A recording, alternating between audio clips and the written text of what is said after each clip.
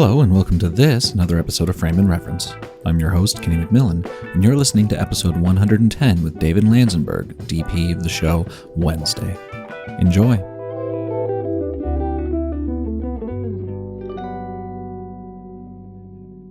The thing about those, the Kinos that I like is just have you used the camera LUTs in them? No. They had, so on the back of the LED panels, you can set what camera you're using and it won't create color outside of the gamut of that camera. Really? So you can't blow out, you know how like on the Alexa Reds the Alexa Mini and whatnot, the Reds tend to go weird. Like it won't make those colors. And it'll also adjust the white balance so that it's correct to that camera.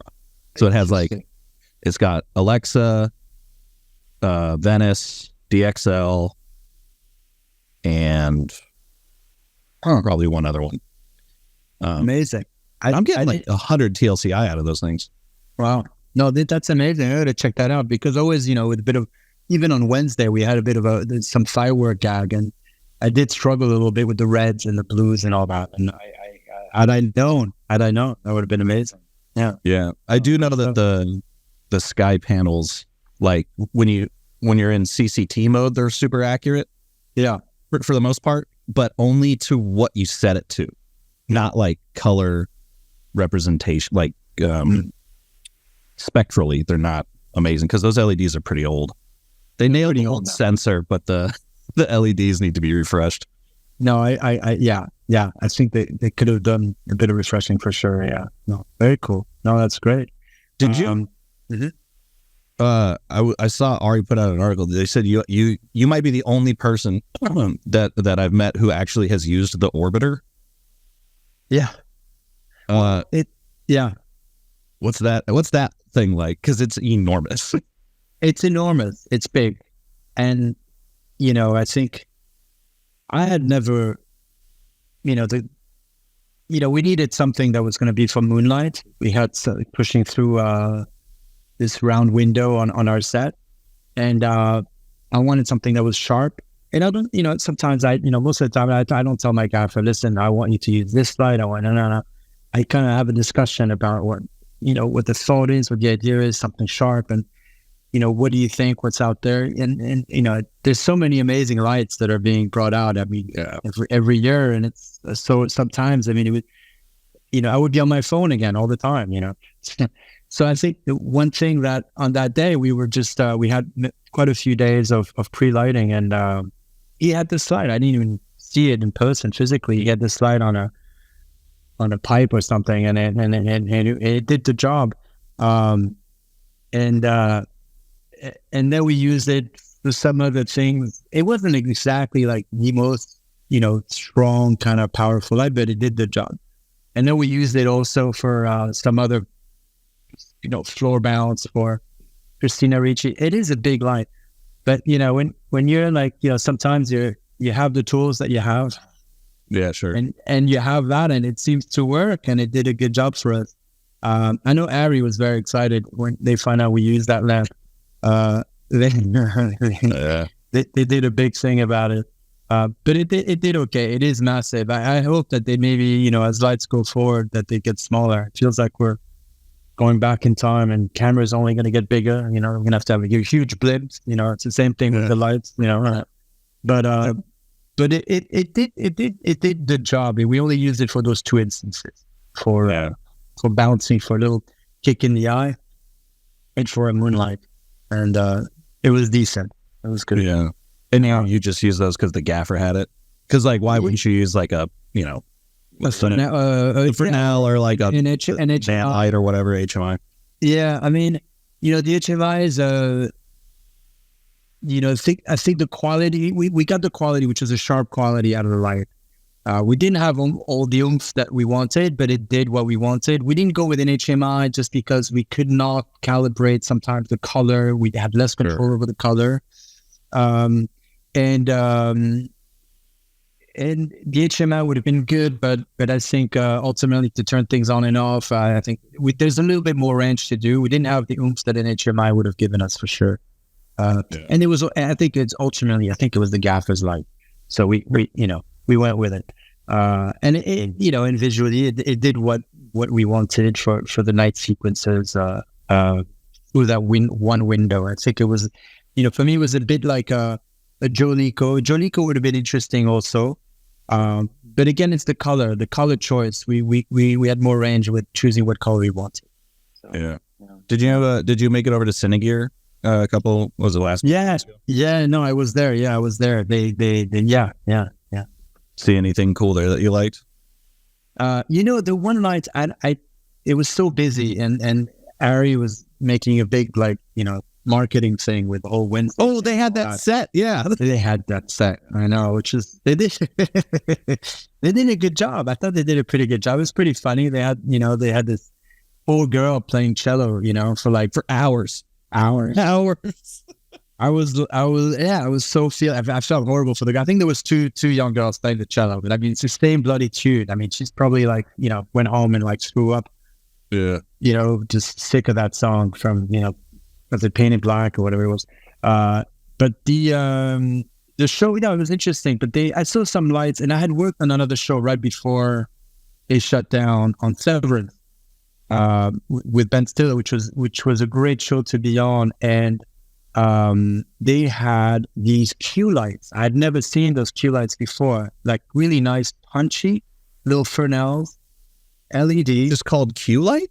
I think it's like a Q5. I think it's called. I have to look. I think that's what it was. I look it up, but it was really impressive because I used them quite a bit, and I like the punch. I'm kind of honestly, I'm a little sick of the soft LED light vibe. I think everyone is. It's been 30 years of that. Kino started it, and then we just kept doing it for. I know, but it's sometimes it's nice to have a little 2K or a little Tweety or things like that. It's kind of nice if Oh, Filex. Is that what it is? Yeah, Fiilex. Filex. I liked it. I mean, I liked it again. You don't have three burly guys putting gels, on the set, but they were punchy. I did a bit of skip balance with those, and it had quite a bit of punch. I was happy with that, and I looked for them at the Cinegear, and I think I looked for them, but it was too late already. They were wrapping up their case, and I was asking them to open them up, and no. That happened to me. So I was there doing event coverage. The company that I write for, ProVideo Coalition. I'll do event coverage of NAB and cinema and stuff. And that same thing happened to me when a buddy of mine was like, "Have you heard of this thing, Hobo Light?" And I was like, "No." And he's like, "Let's go." So we run over to the Hobo Light, and they're literally packing everything up. And I was like, "Wait, let's do a video real quick." But they're expensive. They're very expensive, but they're very well built and pretty surprisingly bright for how small they are. I mean, the biggest, really, the size of a couple baseballs. That's amazing. It's called a Hobo Light? Hobo Light, yeah, like a hobo. I gotta check that out. That's funny. It's a good name. But, yeah, I asked him about that, and he said that it was because I guess hobos were not homeless people; they were traveling work people. Mm-hmm. Mm. Which is why they had their little bag. It was like tools and shit. So he was like, Hobo Lights, they're small, so you can take them on gigs and stuff. Yeah, that's good. I gotta check it out. I mean, from what I understand, it's Fresnel that they're coming out. It's just the LEDs that are just pushing through a piece of plastic Fresnel, right. Type of glass. Where the original Fresnel sort of just bouncing into, a piece of convex mirror or reflector inside back towards the Fresnel piece. I'm hoping that maybe someone has one of those out, or they do seem quite big still. Those Fresnel at the time, they do seem quite big and have a big ballast that follows. So there's a way to make that smaller. That would be great. Yeah. The what is it? The Nanlite Evoke, the 1200, and then that massive one that Aperture came out with. It's like a 2600. I mean, the Fresnel is massive. Enormous. It needs its own yoke to hold the light on, and then the light itself is enormous too. Yeah, no, it's phenomenally big. So we'll see how that goes. Yeah, very cool. Yeah. Go ahead. No, sorry. My wife just got back from Toronto and quite a great time. Yeah, I know, great trip. Great trip she had. But yeah, no, but good stuff. And I think Shinigir was really packed. I was very impressed with how busy it was. It was nice to see a lot of old faces and people. You know what? There's another tool that a friend of mine, Grip, Richard Mall, had come up with. He did. Well, originally it was called the slider, and I think it's called something like the Spider or whatever it is called now. Somebody else took over. He took it from him, and they're building them. Hudson Slider. Oh yeah. Slider, Hudson Slider. Yeah. But that was pretty impressive, I thought. And I'm not because he's my friend or whichever, but it's very sturdy, and I was quite impressed for that piece of equipment. Totally. Yeah. There was the two things I was excited to see was I finally actually got to see the light bridge reflectors. Okay. Because everyone keeps talking about those, or you'll see them in, Instagram posts or whatever. But I'd never gotten to like actually see them in person. And the few times I saw them at NAB, or not NAB, but like Cinegear last year when it was in the convention center, it was just everyone was crowded around them, so I never got any like FaceTime with them. But I like the idea of repeatable, thin, mobile reflectors and stuff. I think those. Yeah. But again, you're going to get relatively soft with those, but it pulls the light away, makes it a little more natural. Yeah.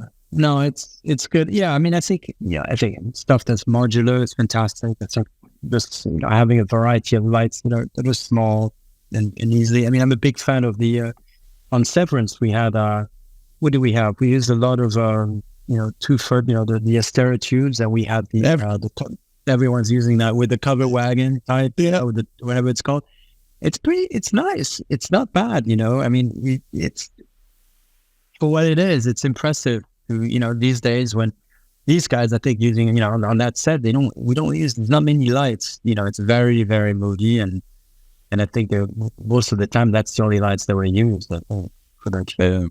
There's the reason I was laughing is because I've started to play, I think during the winter break that I take for this podcast, I'm going to go in and find every time someone mentions the two. I have 115 episodes right now. It's going to be 115 times people saying it. And then we use the tubes that like, I don't know how they beat anyone to the punch on that, but that's every single DP uses those tubes. They're I mean, they're very low profile. And now with those stocks that have been adapted for them, it gives you that kind of a bit of, it softens it up a little bit more. And these cameras, now you have like the Venice or, 3200 ASA and all that. It's crazy. I mean, you really don't need a whole lot of time, but one needs to still be able to light, for daytime, as required. So, the tube's not going to do the but so you gotta know your bigger heights as well.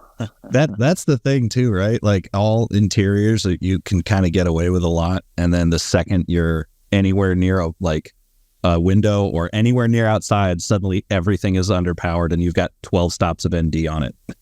Yeah, no, yeah. God, yeah. Oof. That's amazing. I mean, I do like the big lights. I mean, I think for the interiors, if, I still like the, even mixing it up, having some big maxi brutes, if you're pushing a bit of that hard, beautiful tungsten light coming into a room, that's always really nice with a bit of gel, sticking. That stuff I hope doesn't ever go really away, because that quality, I still haven't seen it in some of the lights. And also maxi brutes are amazing. There was a light that I've yet to work with, and it's very temperamental light, but it was called the Wendy light. And there was this gaffer that invented. You heard about? You remember this? Yeah. Thing was like the massive, and I think they were like a bunch of MR60. I forgot what it was, but it was a wall of them. Yeah. And they were like an impossible light to work with, but certainly did. I'm curious to see what the quality of it does, and see how that works. And yeah. So all good stuff. Still amazing stuff that's coming out, but I think there's still some great stuff also that one can work with. We certainly are in a time where it feels like, especially when digital cinematography started, everyone was like working towards like, oh, it needs to be better, it needs to be more like film. I've argued for years that the film look that everyone's chasing is not a real thing, and it's just what we used to say when digital looked like absolute shit. Yeah, we wanted it to look like the nice thing, not necessarily celluloid. No, I completely agree. But I still think it's great. If I hear a lot of up and coming DPs that are the crazy thing. I hear a lot of up and coming DPs that will strictly, that's part of their deal. They only shoot film. Yeah, I heard that, and I was like, really? That's their shtick. They said that I will only use film. I mean, I don't know if it's real or not, but I was really impressed by people who can really put their foot down and do that. I was like, I remember when I went from camera assistant to DP on music videos and whatnot, I remember that for like a year and a half, I ate lots of lentils. And I didn't say, I only shoot 35, Right. It was kind of, in one, so it was interesting. But the whole thing with chasing the film look that went on, I remember many years and all these different apps, the grade, this is the 5218 grain, or this is the Fuji, blah, blah, blah. But I mean, it is pretty sharp, that stuff. And I'm happy that the new cameras, like I haven't worked with it yet, but the Arri 35, now instead of this 4K stuff, like this is like an arms race, who has the most K, now we're going back to like, okay, let's just go back where things were fine. There's no need to necessarily, unless it's like, Lawrence of Arabia, then right. Sure, big skies and big, beautiful landscape. But I'm all for, I'm curious to know more about the 35, just to chip and bring back those lenses as well. A buddy of mine ran some tests on it, and the dynamic range on it is stupid. I mean, you basically can't clip it. It's perfect. It's amazing. He was able to recover. I think he was 5 stops under or over, and he could just bring it right back, and it was fine. Yeah, it's crazy. Yeah, 5 or 6, obviously more in the highlights because that's how Arri rolls. But he said that the grain, the textures, he like tested them all, and then he was like, it feels, if for the first time in Ari's history, it feels a little gimmicky. Like he was like, I don't really see where I would use it necessarily, but I guess if you've got a real, hands-on production, where the editor's going to really mess with it. Bizarre. Yeah. But otherwise, the sensor is fantastic. The sensor is fantastic. Wow. Like, and they, 15, 6, I think it was 16 to 17 stops. And then also they fixed all of that, like earlier when I was saying the red that kind of goes magenta, like the brake light thing that people would always run into. They fixed all that. Oh, yeah. Yeah. Huh. Oh, I should have had that. Yeah. No, good. Yeah. That's amazing. No, that's good stuff. That's crazy. You're talking about 15 stops. When you say, this thing, the latitude is crazy. It reminds me of the music video days. And I'm just like, I feel like an old man now saying all this shit. But basically, it's like, I remember doing this one music video. I remember that finally, it was on film, 16 mil. I'd been trying for so many years. I've been quite a few years prior to be bleach bypass. A spot. And I was really, and my director, the director was Philip Endelman. I'd done a lot of music videos with Lenny Kravitz, and this one was a band called Elephant. And we were shooting in New York at the Chelsea Hotel, where my mother used to live. But anyway, we had a 16 mil camera. We had this girl that was stunning. I think she's like now like some Maybelline, I don't know what she does. But anyway, she's pretty much not wearing much. It's just very top and very risque kind of thing, and it's black and white. And there was a program that Kodak came out with where you could just take a still and sell the idea to whoever the label and say, here, this is what it's going to look like. Will you authorize us to shoot bleach bypass? So when you do bleach bypass, you have like a stop and a half, 2 stops, one way or the other. That's it. And it was kind of a very nervous sort of feeling. And you don't know if there's anything in there until later that evening when you call, when you get your one light dude calling you, it's like, everything's fine, But that was funny to, for that, you really, that's the one thing I do miss a little bit is like, I do sleep better now because of digital. But I do miss the days of, you really are taking a little bit of a chance and there's other places now who take chances, but certainly this was an interesting, that brought me back to that moment where they said, sure, shoot bleach bypass. And it looked great. It's fantastic. It's either black or white. There's nothing else. It's not great. I actually just watched that music video like 30 you did? minutes before. Yeah. Oh, I was going through your website and I was like, oh, that looks cool. Yeah. It's fun. That was fun. That was like, and then during the music video, we had, it was the early days of there was Light Panel had made, their light at the time was they were the early ones to come out with LEDs. And the diodes are like, massive, they were like ridiculously huge, but they had a ring light. And we had the ring light on the bloody camera. And I remember we're in this room shooting and the girl, she's on the bed and she's whatever. And I look to my right and there's a cop. There's a guy fully dressed like New York cop eating something. And I'm looking at the guy holding the camera and this is not a big room. And I look back and the director's there and he's looking at me and we're like, what's going on? And we're shooting. And then, reload the camera and we talked to the cop and he's like, the cop was like, I don't know if this is the right direction, and he's like giving me.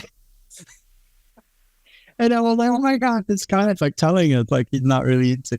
And then he left and that was that, it was pretty funny, So you gotta love. He probably did a couple episodes of SVU and thought he, knew what was up. Exactly. Yeah, exactly. But, it's these moments that you're kind of like random, we're shooting a girl that's not wearing a whole lot. And somehow there's a cop there in the room who clearly was not part of the production. It's pretty funny stuff. It is weird how like I was shooting this spec ad in the arts district and this clearly homeless man was walking towards us. Not like he was going to do anything. He was just walking. But we had the Steadicam guy there. And as he got close, he goes crossing and then moves. I was like, what? He knew the lingo. He was like, oh yeah, crossing. It's like, man, he must have been a PA back in the day and never made it. Oh boy, that's hysterical.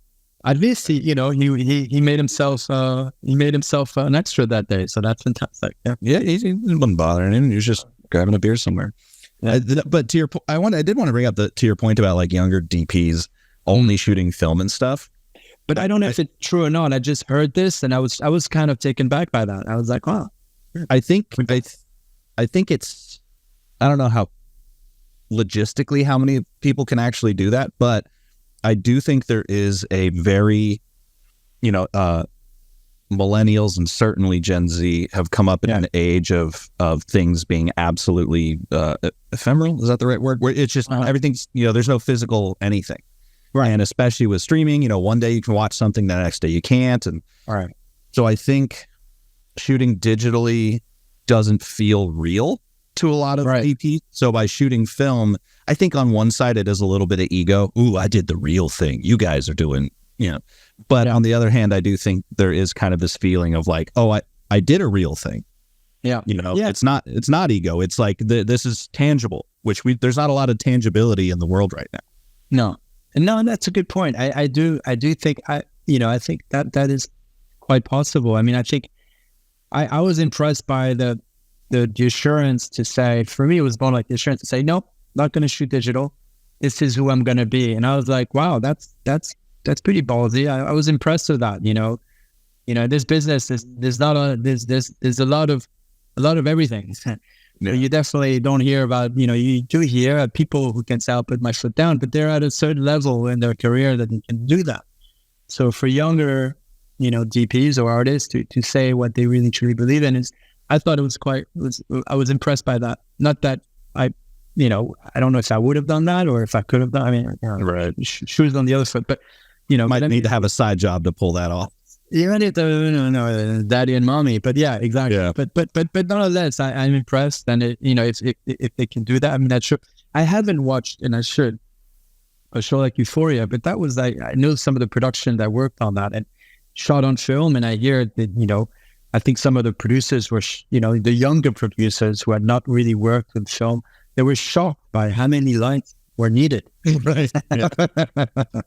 They were like kind of, they had budgeted one way and things went the other. But all that movie's at night too, so they really and it's all party lights a lot of times too. So it's not even like the power of tungsten; it's gelled to shit.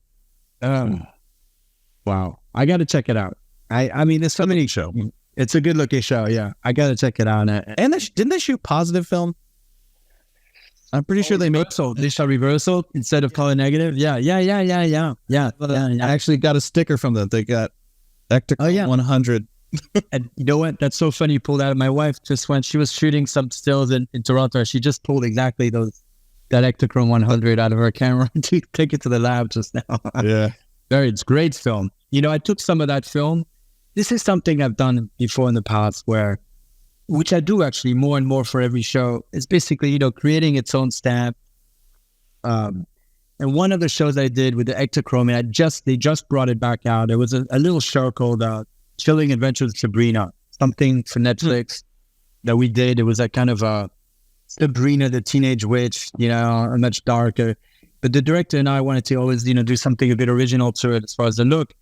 And we discussed a lot. He wanted to, you know, can we shoot Ektachrome? And I was like, well, there's not, you know, first, obviously, we can't shoot Ektachrome because no one's going to let us shoot film for a show like this. But eventually, what I did is take a lot of stills with that 100 Ektachrome, a lot with the color swatches from the clothing. You know, the clothing had been picked, the fabrics anyway. We had an amazing, I forgot his name, but an amazing production costume designer. And this was in Vancouver, so it had a bit of that gray sky at the time we were shooting. So we had these swatches, and I would take a lot of pictures of these colored swatches as well as the sets that were being finished. And then with the stills, I was able to send it to the colorist in LA and build a LUT for it. That was basically similar to the Ektachrome and kind of tweaking a little bit. And with the test, and we kind of brought it back to where we wanted. But I mean, it wasn't like we tried to make it look like film with the film look in the grain. Right. It was really that color, that the way the light reacted, or the way, you know, I can't say film, but the way the chip would react to the colors and the density. The density, yeah, the way with sometimes you would be slightly washed out. And that was kind of like building our own film stock, and that's what we did a lot with the 100 Ektachrome. There's actually, I have an F2. Yeah, it's not within this is the yeah, it's. Pulling off. It's a great one. It's an amazing camera. Yeah, it's also a weapon. You know, you can. Yeah, I've dropped it a couple times. I had to get the weights level though. Oh yeah. When I did drop it, it like unseated the prism viewfinder and it broke the little tab, so it doesn't like I can't use the meter at all. But yeah, still works fine. 5.6. Yeah, 5.6, Kenny. That's a 5.6 would be there. So I got a GFX 50R, the Fujifilm medium format camera. Okay. One. Okay. Wow. And I have a Nikon adapter for it, and I put the Nikkor 50mm pancake on it. And I've shot film with that thing because that would be like my travel camera, my travel film camera. Great. But now that I have, you know, it's on a medium format sensor that's 50 megapixels, that lens is so fucking sharp. Is it? It is outstandingly sharp. I tried all my other lenses. They're not that, all my other Nikon lenses are not that sharp. That pancake is a marvel of optical engineering. And it's like a 1.4, 1.8. 1.4, was it, but this was for 35, or there was medium format, the glass that you had? Gonna keep bringing out keep bringing out show and tell. Bring it.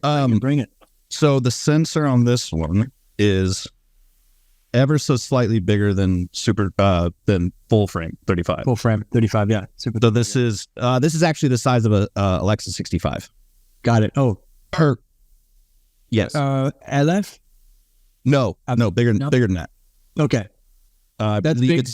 Super 35 is I thought it was smaller than the 65, but anyway, yeah. Anyhow, but the lens you have is so retrofitted to fit on that camera. Yeah, so it's got a little. So this 1.8, yeah, and it's just a little. Oh wow.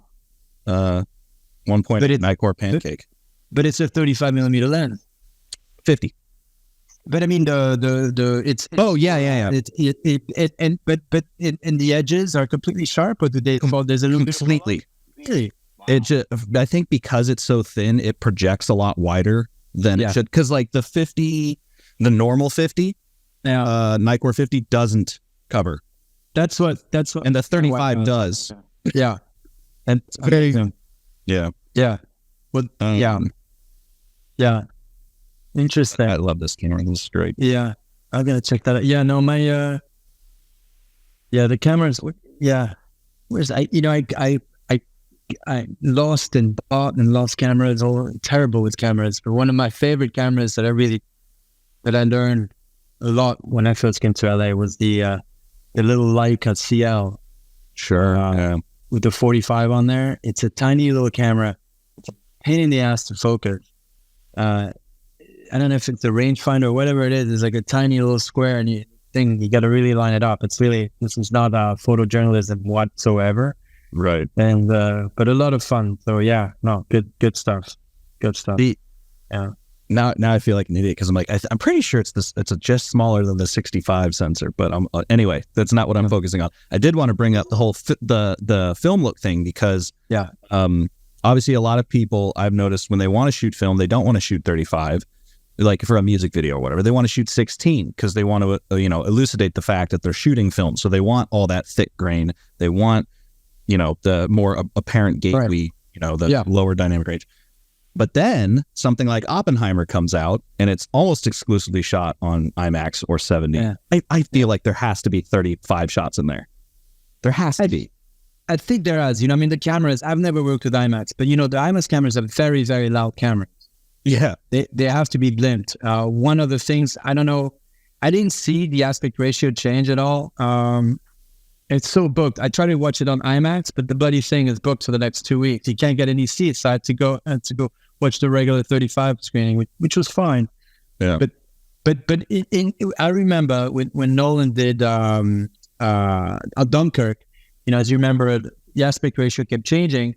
And I was always very curious, and I realized obviously it was because of the IMAX versus 35, and that's where I really noticed the difference.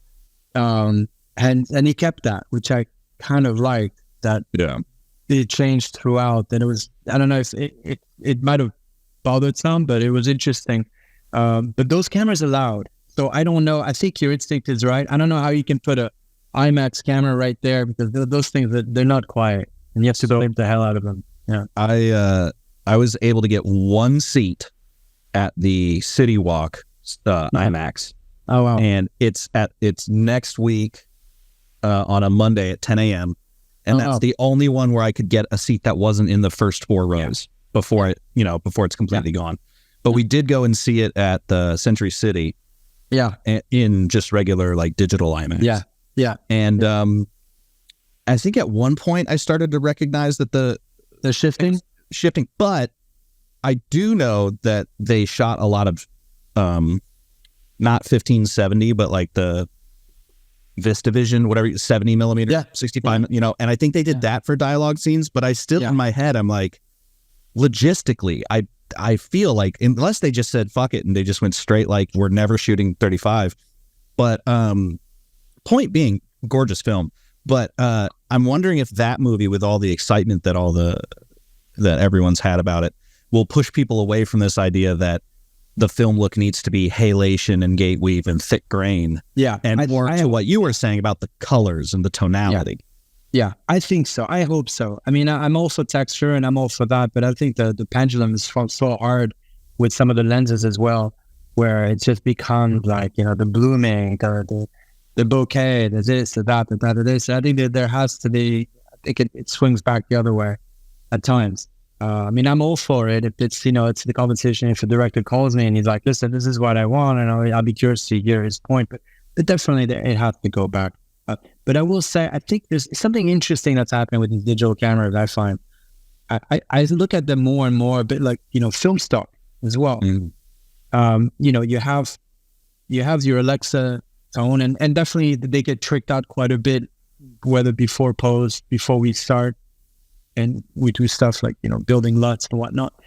But definitely each camera I find they have truly their own identity. One thing I have enjoyed working with, also with the, I know might be controversial with some people, but I do like sometimes the some of the sensors that the Monstro has come up with, or the Red has come up with, and it has had its own thing where it does, for me, it has very much a similar kind of quality, as to me, a lot of texture in the sense that it didn't try to be perfect. It tried to be its own thing, which was interesting. I did a few shows where I remember watching the image and going, this is reminding me of this film, weirdly enough, the way it's coming about. Not to say that, I fall on one sword for every project that I do, and it's just that one camera and only that one camera. I think every job is different. So, yeah. Sorry. But I find that I really liked the Dragon sensor, and I know that that's pretty controversial because it was kind of very textured, but I thought, you watch House of Cards and stuff. Yeah. It's great, Yeah. Yeah. I mean, at the time there was, this was like the beginning, and I don't know how many other shows were, I think it's still very much in infancy. I shot with the Dragon on a movie called The Age of Adeline, and that was with originally, which kind of looked like House of Cards. Kind of looked like House of Cards. I mean, we tried to tweak. We had an amazing colorist, Stefan Nakamura out of Company 3. Oh, he does all Fincher shit. Maybe that's why it looked like it. Well, maybe it doesn't look like too much like House of Cards. I mean, I think I think he did. Maybe he did. I don't know, but I remember that. I know he did Fight Club, or he did 7. He did 7. Yeah, I think he did 7. Look, amazing colors. But I remember the whole thing back then. It was still, this was like 2014. There was still options for directors coming in to say, well, no, I'd rather shoot film, and because of that and these choices. And this was a young director I worked with, Lee Krieger, and this was the second project working with him. And he was like, we're shooting film. This is a $25 million movie with Blake Lively and Harrison Ford. Vancouver was slow, and we ended up with an absolutely fantastic, absolutely amazing crew. But this was with Lakeshore, who were very nice, but they were very adamant about shooting with the Red. And we had never worked with Red, and we ended up with these Dragon cameras, and we made it work with everything that was happening. But I remember one day in the middle of our shoot, the DIT comes over, James comes over, and he's like, there's a couple of things that happened on that show that really funny. But anyway, one of the things that happened was James comes over, he's like, we have a small issue, but everything's fine. I'm like, what do you mean? He's like, well, Red called, and there's something about the glass inside the filter. Well, apparently it's upside down. It's inside out. It's the wrong.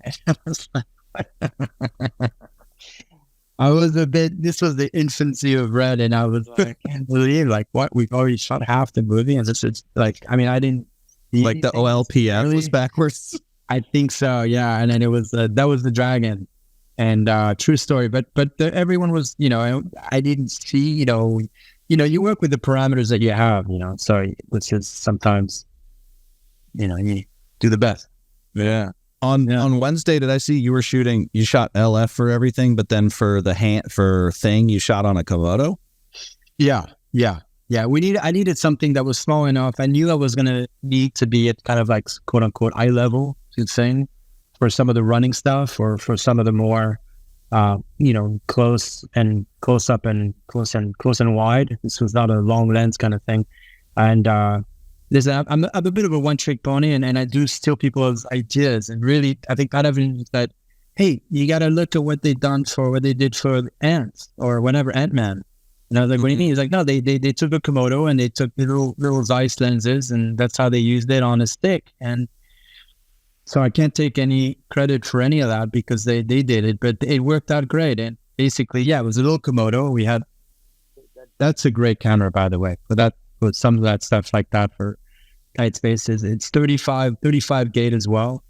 It doesn't have the 18 stops or whatever, 15 stops, but you gotta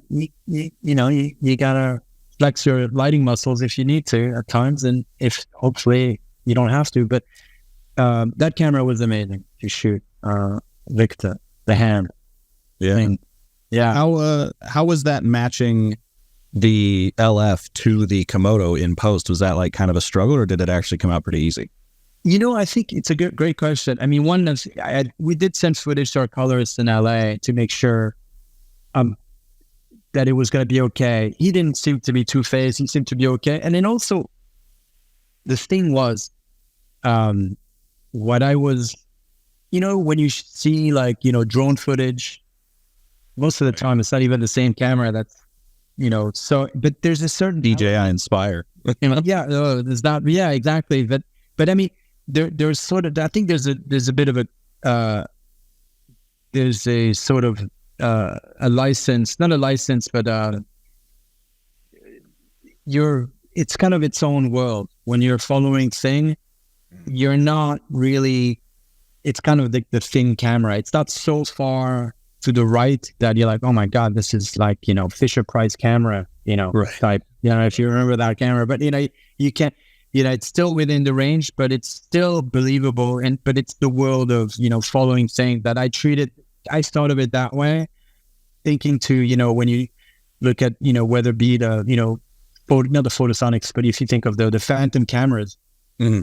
that's a brutal sometimes. I think they've come out with some really good ones lately, but the latitude on those cameras wasn't great. The color science was kind of okay, but when you were matching it to say the Alexa, you're like, or at the time anyway, suddenly you're seeing clearly. I was seeing it different. I mean, it's you really needed to crush a lot of the blacks and to match it to the phantom. If the scene was really like a match cut or things like that. So I thought there was a little bit of license but it worked out great. I really liked the idea. It's just a simple camera, it's like playing guitar with like two strings, it does what it wanted to, so that worked out great. We had a little stick, a little remote. The wheels are remote, so you could operate the camera from this, I don't know, this Ronin thing or whatever it is. Yeah. Ronin 2, and the operator had his own wheels, and so we had the A B camera operator would hold the stick, we'd push him on the dolly, and we tried every possible thing from, because we knew we were going to be following thing quite a bit, and we wanted something that was small and compact enough. And we tried everything from, putting a periscope to a stabilized head to everything. And at the end, the simplest thing, and that works, the most efficient one, was just a stick with a little gimbal head and a remote head over there. And that was the best. And no fuss. Yeah. Yeah. Versus, I can imagine like trying to set up every time there's a shot of thing, you got to set up one of the, the skater cam, like on a dolly, and try to do that whole now for every single shot of him. Bring out the 18K. It's like, those skater scope, you need a lot of light. Yeah, exactly. So the simpler things sometimes are the better ones. Ultimately, is my feeling. If it takes more than 5 minutes to talk about it, then. Well, that actually brings up something I was going to touch on earlier when we were talking about Euphoria and stuff. But I was looking at some of the behind the scenes shots from Wednesday, and the lighting setups do seem pretty simple. It's very simple. Yeah. What was kind of the approach to generally, because it is a stylized film, but it's not like overly, on the Tim Burton scale, it feels kind of in the middle. Yeah. Thanks. I aim for the middle. No, I'm kidding. But I mean, no, I think it is with everything else. Yeah, I mean, Tim Burton's amazing film, with some amazing DPs. But I think, this was the story of Wednesday. We didn't go too dark in that sense, but at the same time, it's still a kid's story, for many kids. But the lighting sequences were simple. We didn't try to recreate a new wheel, or we didn't try to re-engineer anything. We built a lot of negative, we didn't crush the blacks necessarily so much so in post or on the DIT or anything like that. It was all done in camera. But the best thing I found, and this was not many times have I ever had that experience, is having one camera, and that's it. We shot the whole thing with one camera. Meaning one crew. We had a B camera crew that was sitting in the camera truck, but most of the time it was just one camera. So you really are focusing on your frame. You're focusing on your lighting and all that. And you really can take the time, I think, and I don't say that, I'm not saying that every show should be like that. But for that show, I think it was perfect. And Tim, the producers would come up to me and say, tell Tim to have can we push another camera? And I would go to Tim and say, I think we can put another camera. I was like, let's try it. And then he was like, no, it's taking away my attention.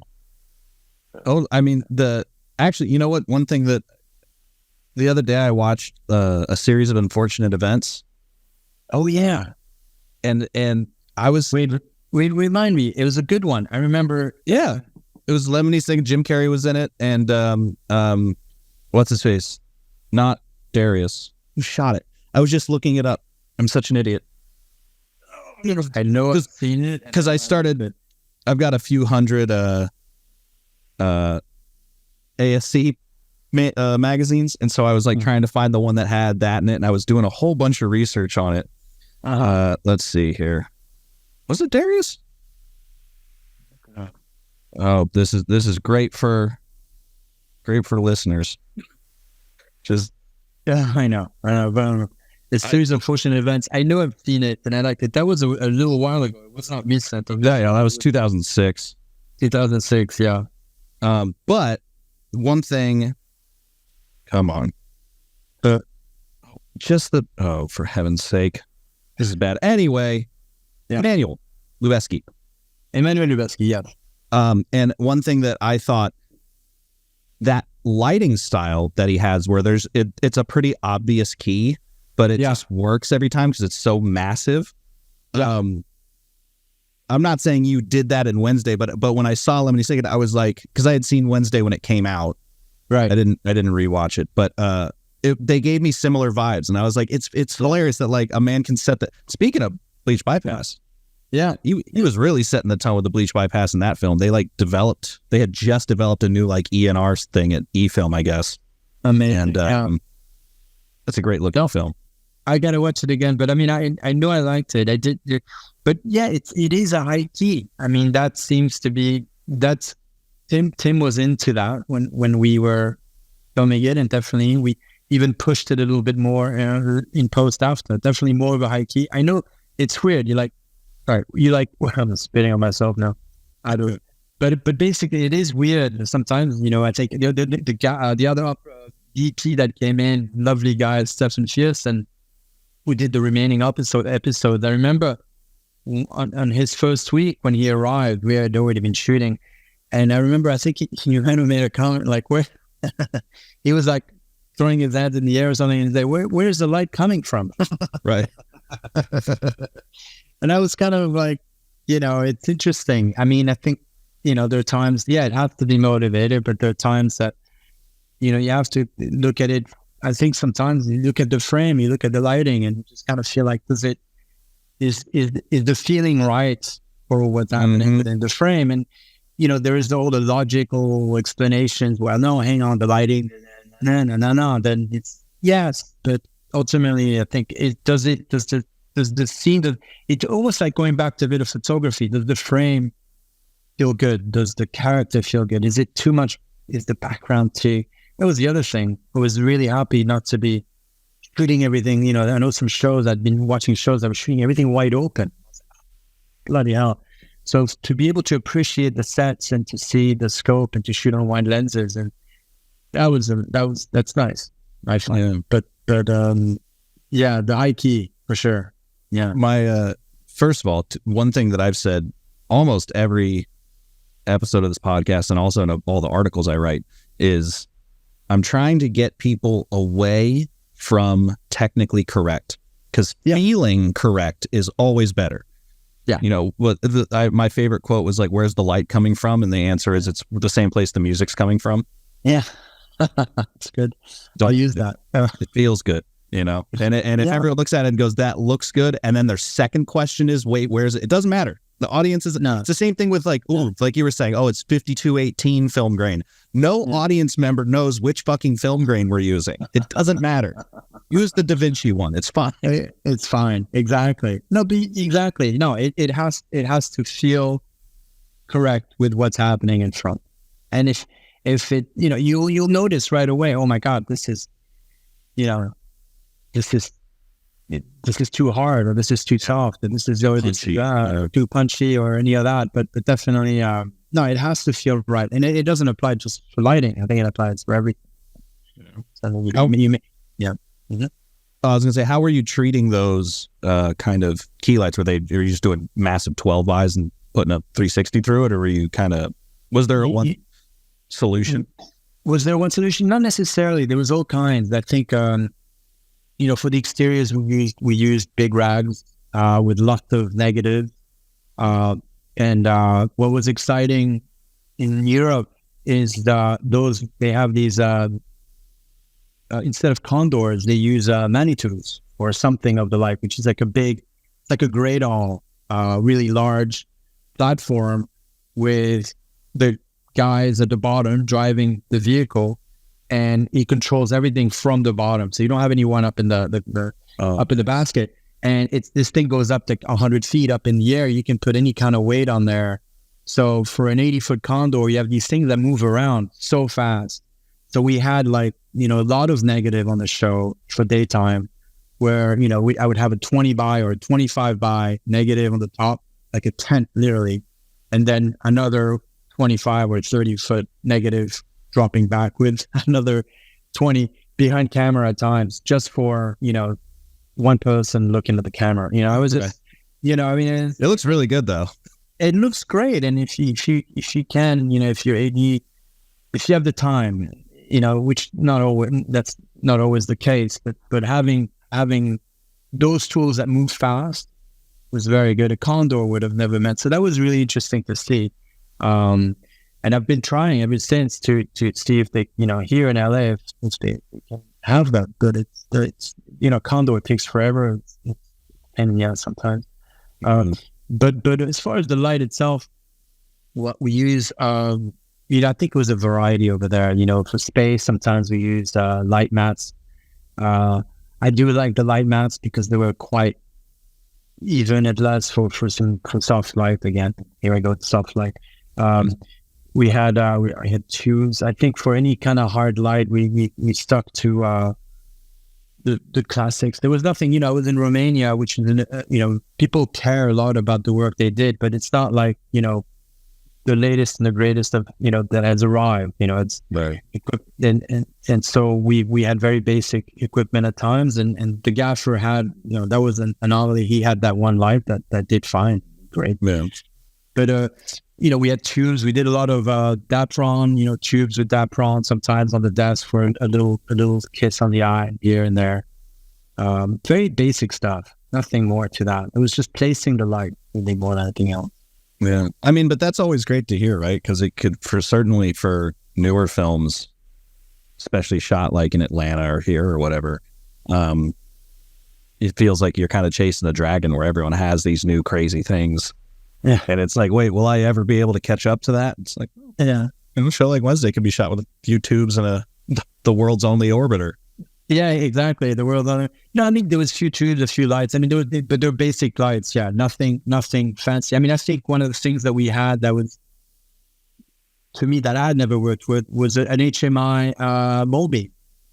Oh. I've always worked with tungsten mole beams, and there happens to be a 20K HMI mole beam that we used in the library. There's some weird secret library that takes place. Originally, like I said earlier, I'm like a one-trick pony and got no original thoughts. But there was I took the idea of I remember in Roger Deakins had done the 2049 Blade Runner, the sequence where you have the water shimmers. Yep.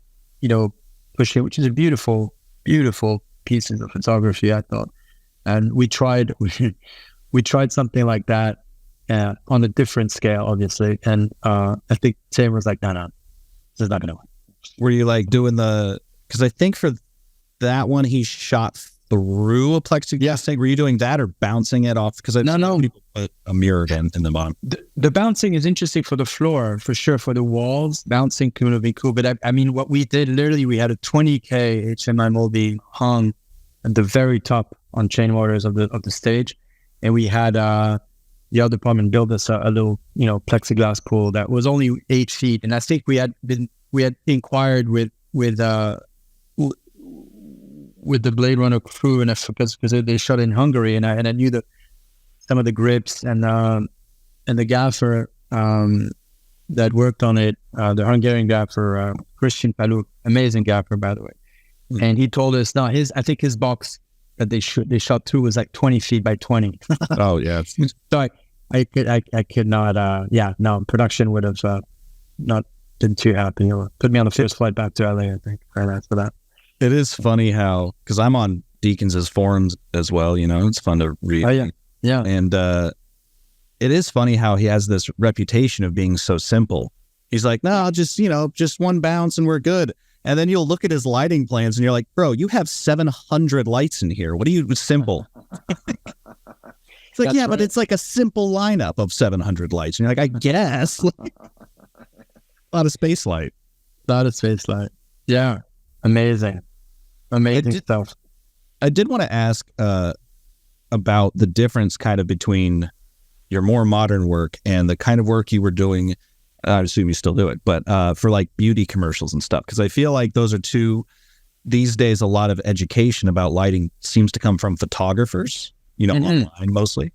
And that can be a lot of like beauty lighting style. So I was wondering if you could juxtapose your makeup and beauty commercial work versus kind of your television and narrative work.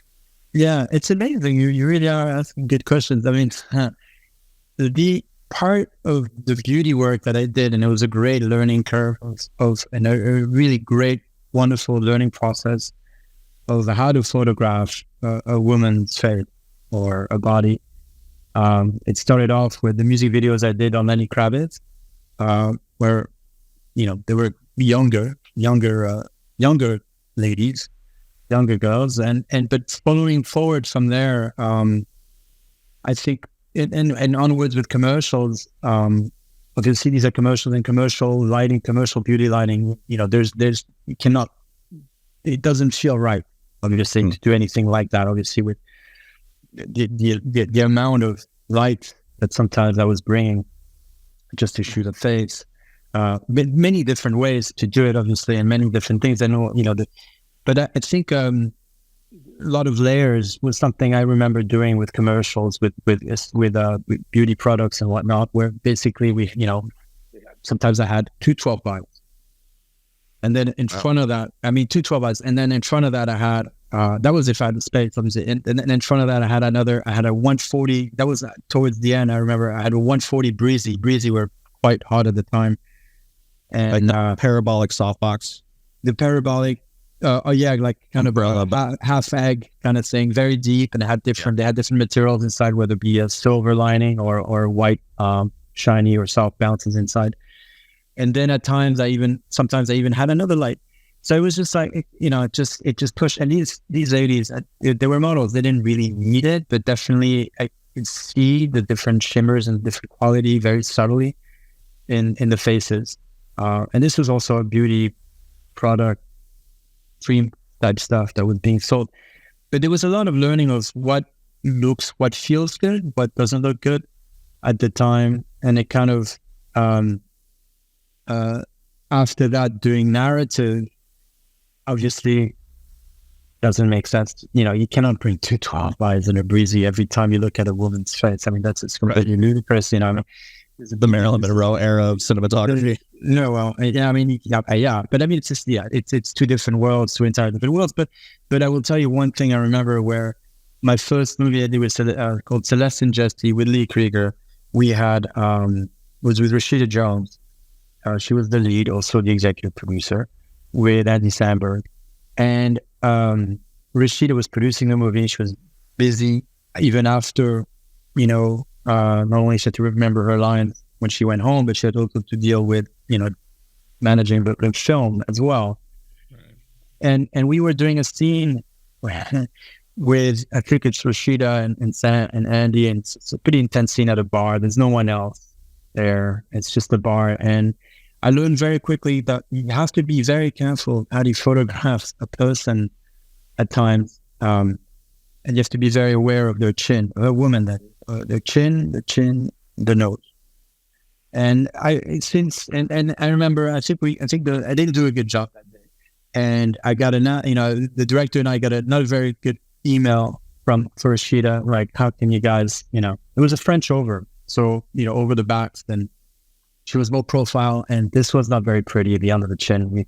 there's things you have to be careful for. And I think ever since then, I've always been very careful for that instances of things.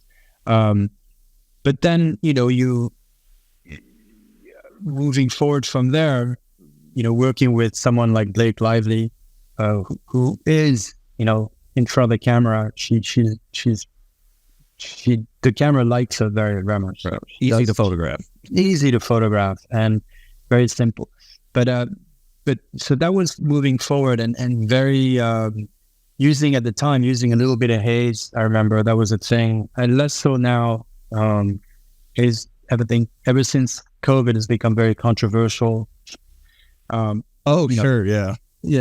Everything's just fine either way. I think that the haze thing, it's good if you want. You got to be able to kind of, I've always said that, you can't just stick to one thing. You got to be able to do different styles of haircuts, so to speak. You can't just do one haircut. So if you've got haze, great. If you don't, then so be it. You have to figure it around. But the haze will help definitely with the skin, especially if you build a lot, or if you crush your blacks a little bit, but you keep your highlights and you play around.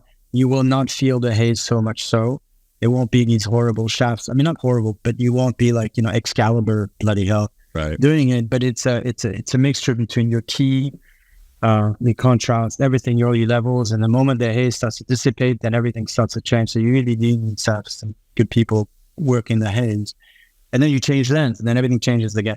But it helps with the skin, and that's something I remember trying at one point very much. I did some season of the morning show here in LA, which was really nice to be in LA, and yeah, it's good. I think it has its own, its own audience. Definitely.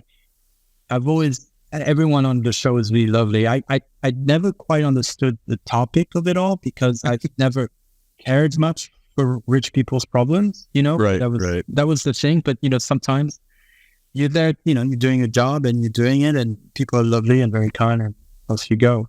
But the haze would have been something that would have helped, I think. And I think only once I was able to put haze on a set with Reese Witherspoon, and it was fine. But nowadays the other thing is people.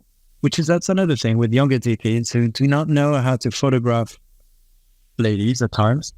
Yeah. I'm not saying that I fully do, but they somehow, and I encountered this with other DPs who are the odd DP to me, and suddenly they're not being very judicial with how to photograph a face. They've never been taught, and then suddenly everything's getting fixed in post, and everybody looks like not a very good version of themselves, and it just looks like a cartoon. And that's I feel kind of, I wish that wasn't the case so much, because it's the same program. Right. So, yeah. Well, I was going to say, two things. The one thing that I was told, because when I was in college, I was in that same boat, both as a photographer and when I was shooting, was I would get notes back from women, and they were like, we need to reshoot this. And in my head, I was like, no, you look great. Yeah. And they're like, even if I'll speak for this imaginary woman, but it's like, yeah, I know I do, but you didn't highlight that. And I remember there was one, she wasn't older, but there was one like adult woman that I was filming, and she pulled me aside because she had worked in film. She wasn't just an actress. And she goes, listen, you just need to do your buddy a favor. Yeah. And I've taken that to heart my whole life. Anyone, it doesn't matter, women, men, doesn't matter. Anytime I'm filming someone, I have to turn on what I would consider, what I think younger DPs who don't know how to do this need to maybe call it is your douchebag brain. Uh-huh. You have to look at someone who's objectively pretty and go, I can make you prettier, and kind of think like that. And you'll jump that hurdle thinking, obviously, I don't know how better to explain it. It's just like, do your buddy a favor. Just make them look the best version of them. Not that they need it, but that they want it. Yeah. It's like, and they're not going to ask you. Some of them might, but no, it's true. It makes everyone happy, especially the producers.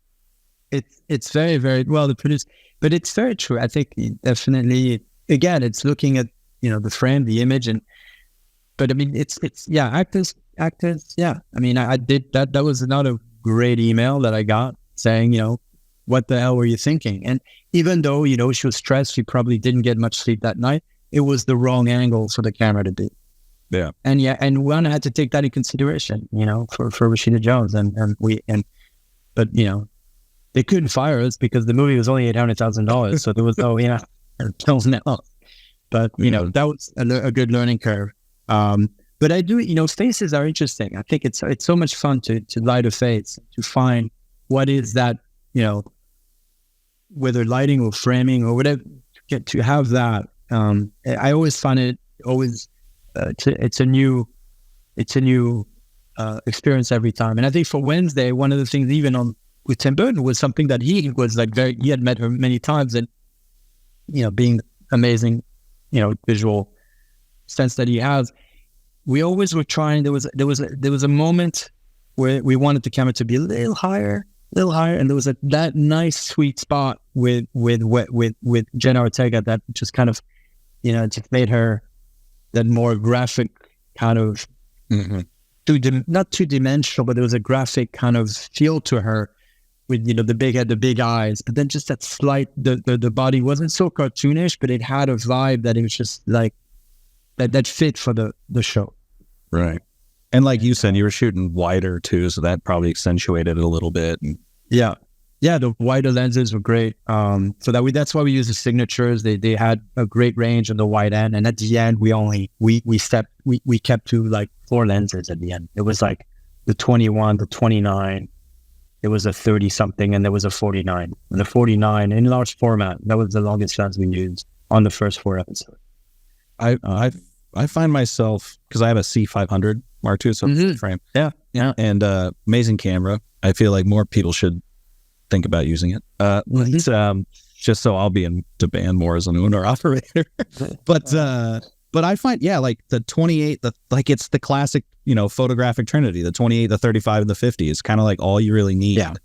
And then maybe like a 65 for like inserts. But I have an 85. Still, it's like, you know, you need the, you know, it depends on every show, but I think I like the idea of, you know, only having 4 lenses, and that is it's just because you have these tools, that doesn't necessarily, I mean, producers hate to hear that, but just because you have it doesn't mean you have to use them. Yeah. It's really being and you're creating a dialogue, creating a Bible, so to speak, I think. You know, for this moment, this is the right lens. For this moment, this is the right lens. And you know, I'm saying this, it doesn't mean that I believe that that's the only rule. I think, you know, rules are meant to be broken, but I do, everyone does it differently and definitely, but I do appreciate having 4 lenses, like 4 go-to lenses, for sure. Yeah. Well, and also restriction creates creativity. Yeah. You know, if you have infinite options, you're going to make something bland. Yeah. But like, plenty of, what was it? Maybe not The Godfather, but like there's a whole list, I think, what's his name? Vashi Nidamansky, the editor, put together a list of all these films that only shot on like 1 lens. Maybe it was The Godfather, but it's like 28, really popular, 50, sometimes 35. But it's like sometimes movies are just shot on 1 good-looking lens. What was it? Army of the Dead. Did you see that? No, I haven't. Was it? Is it the Zack Snyder film? That one? Yeah. No. So my buddy who started Zero Optic, Alex Nelson, he made the lens for him. It's the Canon Dream lens, but he hadn't finished it, so there's no aperture in it. Oh, so he was at 0.95 the whole time, not as a well, I mean, it was a creative choice, but like he had to. There was no changing it. Oh my God. What lens? What was the millimeter on that lens? What was that? That was a 50. A 50. So he shot. It was on the Monstro. Yeah. So it's full frame on the 50, 0.95 all the time with no aperture. Yeah. That poor AC. He needs that. Dude, right? Yeah. Where's the Oscar for focus pulling? Exactly. No, focus pulling is amazing. Yeah. No. I know we're kind of coming up on time, but I did want to, because we talked about Oppenheimer, then we talked about beauty lighting, so I have to ask, did you see Barbie? No, I haven't. My son saw it. He went with his mom. Yeah. It's fantastic. Oh, really? Yeah, it's so good. It's really fun. Right. It's fucking hilarious. Is it? Okay, cool. I'm going to have to check it out then. That's amazing. I mean, Oppenheimer left me like, Yeah. That's how I went. Whew. My son fell asleep because it was late. I actually nodded off a couple times in Oppenheimer, which is why I'm glad to go. But it was like 10 o'clock at night, and I had a few cocktails before. But there you go. Oppenheimer, the thing too with Oppenheimer is the pacing is relentless. I think I picked up on the fact that the score doesn't drop out until that scene where he and his girlfriend are like, they're nude in the room. I think that's the first. It's like an hour and a half into the movie, and that's the first time the score cuts out. That's amazing. And it's just like that. I think that drive is also exhausting if it's late at night. Like you have to see Oppenheimer earlier in the day. It's 3 hours long? About 3:10. Yeah. 3:10. Well, I definitely, I really appreciate it. I know there's a few things I missed. I'm going to have to see it again just because it is dense. But what an amazing film. What an amazing film. And I thought it was very much within the times right now. Yeah. I mean, the end for me, I mean, it's not like a, definitely not a cliffhanger, but it's not, it's like the end is not like a mass, it's not like, oh, and then it's not like, Gone with the Wind or anything like that, but the end does leave you wondering. And that was very impressive. So I saw someone ask in the theater, Marvel has, for all the amazing films they've made, they've really ruined us all. Someone stands up and goes, "Is there an after credits scene?" And at Oppenheimer, and later, I wish someone had this quick clip in the theater, but I saw later I guess someone else had asked it online, and someone went, "You're living it, buddy." Yeah. We are the after credits scene. Oh man, Marvel has done a number on us for sure. But good stuff. I'd like to see the IMAX. You're going to see the IMAX version. I think the IMAX thing, will be fantastic. Yeah. I think it's worth seeing a second time for sure. I will say, the whole Barbenheimer thing, I think it's amazing that everyone has built a weird doubleheader that was made out of spite. I confirmed this with not an executive at WB, but someone who works near it that they released Barbie at the same time as Oppenheimer to get back at Nolan, because he left WB to go. And so they're like, oh, we'll show him because Barbie's going to do numbers. And little did they know it was going to make everyone sell. But I just love that we, as an entire global culture, especially in the US, decided that this was like a holiday. Yeah. That we were all going to go to the movies and have a good time watching two completely different films. And good ones. And good, amazing, because there's so much shit out there, and I honestly, there should be more movies like that. And it's like that is the reason when shit is going on, like shit's been going on in the world lately, to go see a film, even though you're being reminded that this out in Oppenheimer, but to be able to step away and to feel that's amazing. That is truly, that's what I think movies are all about, for sure.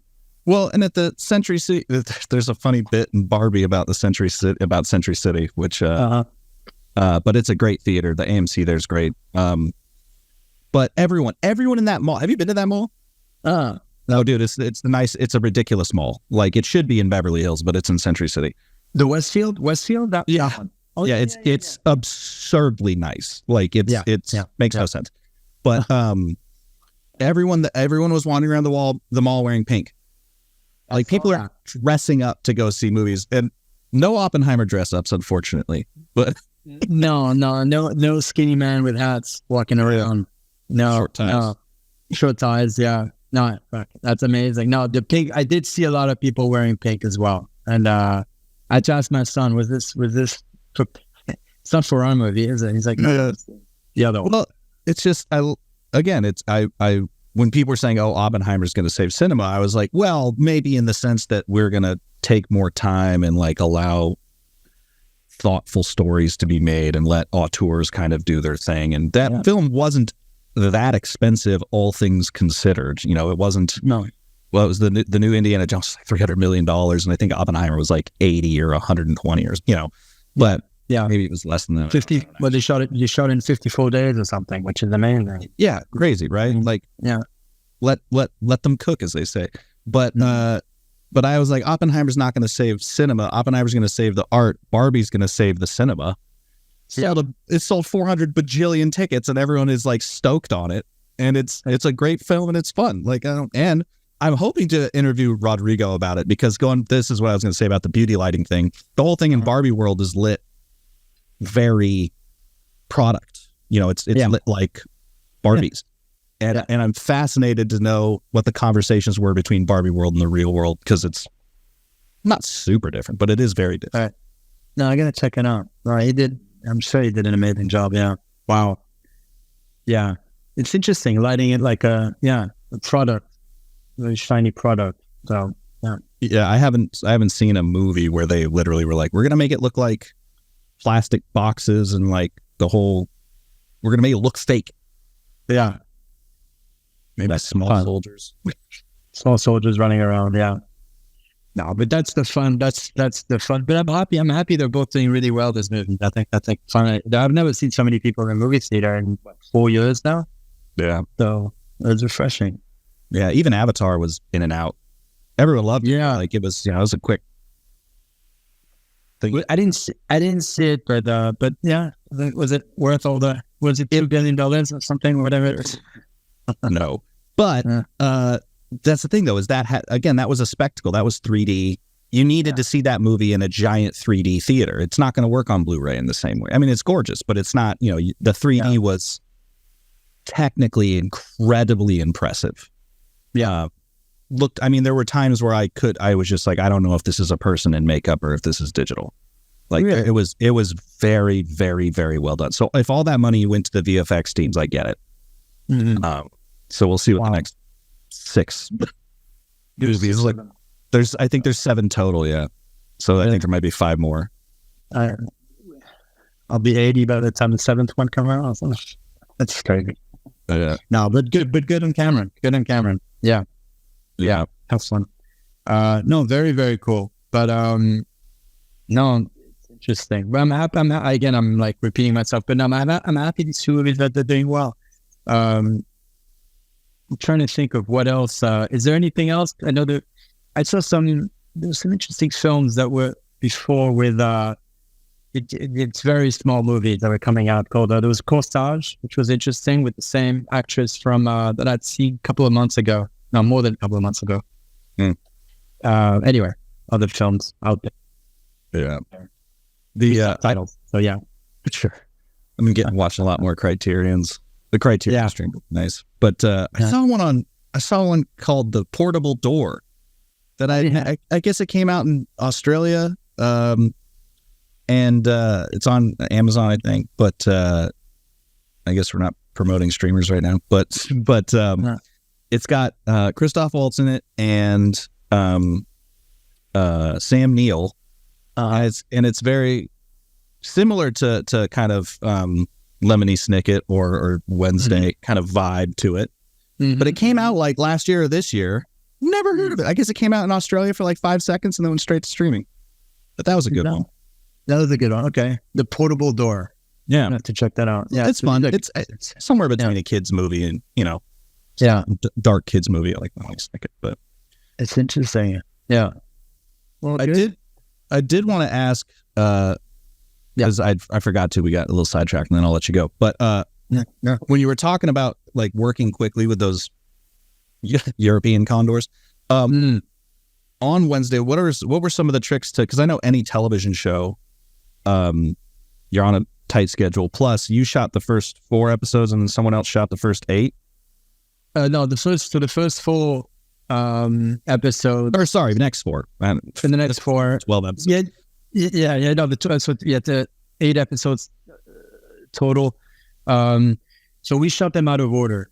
So Tim and I did the first block, so 1 and 2, and we started in August. And by mid-October, the next director with the other DP went on to shoot episode 1, 2, 3, 4, 5, and 6. And so they shot them out of order. And then when we came back in end of October, beginning of November, we started shooting episodes 4 and 5. 3 and 4, sorry. But question being, what were some of the things speaking about the Euro condors that helped you guys work quickly beyond just like being simple, but also the communication between teams. How did you keep the look consistent between each other? Well, the look, as far as what made things move faster, I think the crew moves very fast. I mean, first there's like the grips. It was more the European system, so they don't cut the light. It's the electricians that do that. So it's not like in America, or it's more of an English hybrid system. But the grips only touch the cameras, mainly cameras. So any kind of camera support or cranes, platforms, anything to do with cars and whatever. And the thing that I found really amazing and how quick they first of all, there's 12 grips, 12 set grips. I've never had that many grips on a set, and electricians, by the way. It was insane. But they don't have the latest, greatest gadgets, which was fine, but they do make up with how fast they work, being that many of them. I've never seen 130 feet of track laid so quickly in a muddy forest, and it didn't take more than 25 minutes. I mean, these guys were super fast, and I have to give them for that. They did a really good job. But then, with cranes and things like that, it's a little bit more complicated, and we try to keep things very simple in that aspect.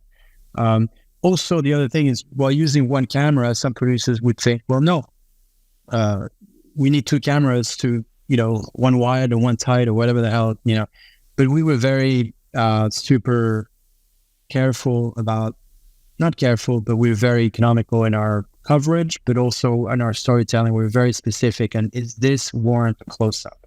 Do we need to go to close-up? Like, some of the shows are like, you got to give the close-up. He's like, but he's going to the fucking bathroom. Like, why do you need a close-up? The guy's saying, what I mean? It's just things like that. That's just like, it's very redundant in television at times.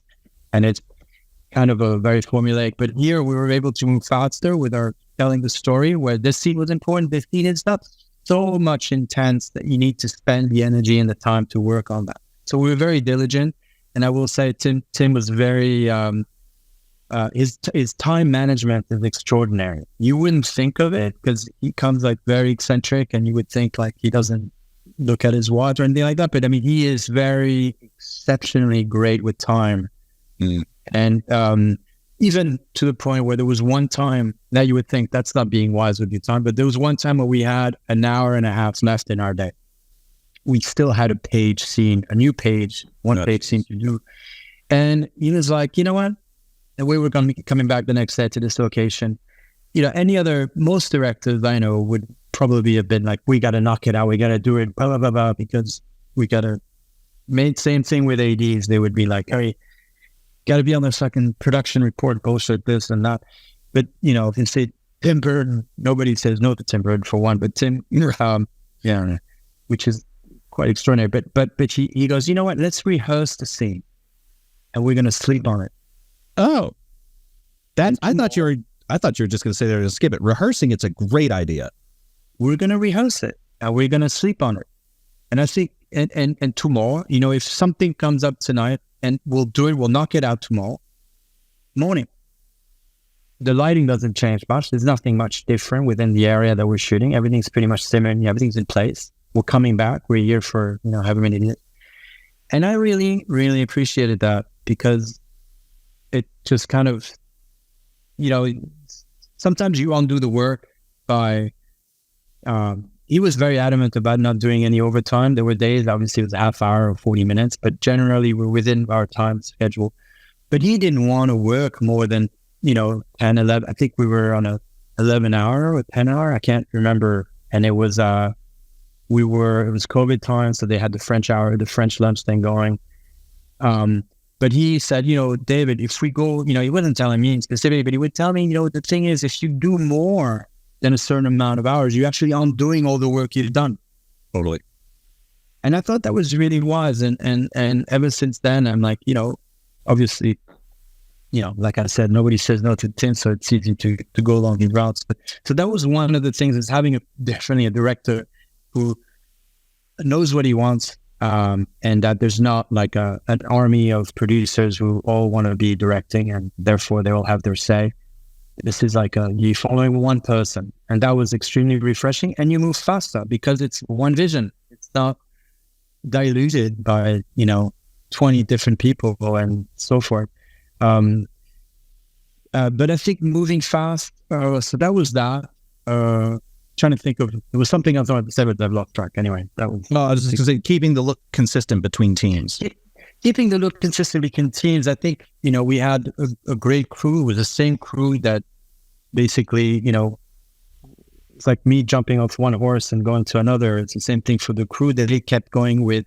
Stefan Thiessen, who I think, he had less time. Unfortunately, they didn't give him the same amount of time to him and his directors.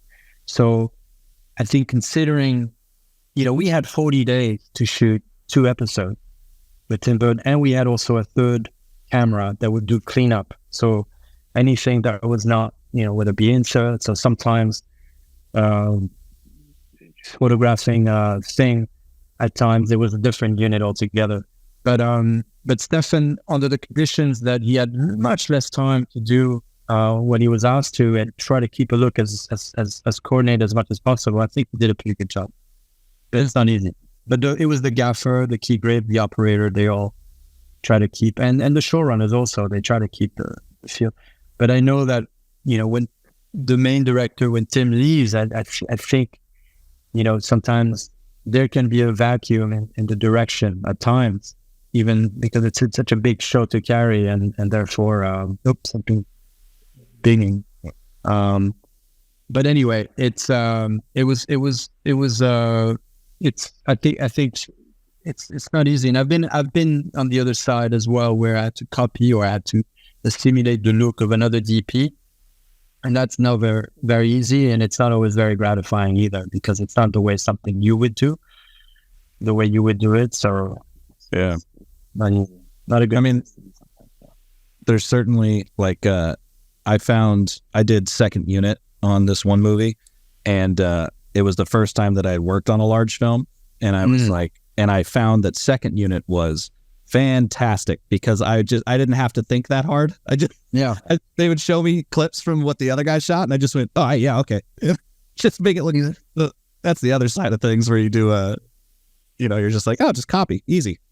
Yeah, second unit's great. You don't have, all the pressure of that. But Stefan was not second unit. That was definitely right. Yeah, he was like definitely first unit with all the pressures that kind of came back from after Tim was gone. There was no producer really necessarily all the time on set, and suddenly when we were gone, suddenly everyone kind of right. It's like a current, it comes right back.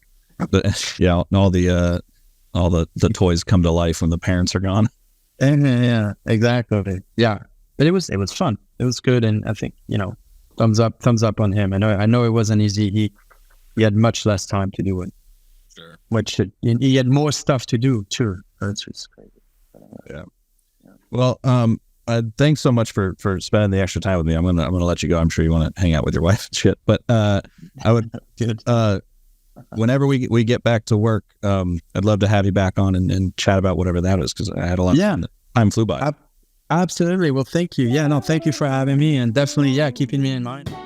Frame and Reference is an Owlbot production. It's produced and edited by me, Kenny McMillan, and distributed by ProVideo Coalition. As this is an independently funded podcast, we rely on support from listeners like you. So if you'd like to help, you can go to buymeacoffee.com/frameandrefpod. We really appreciate your support, and as always, thanks for listening.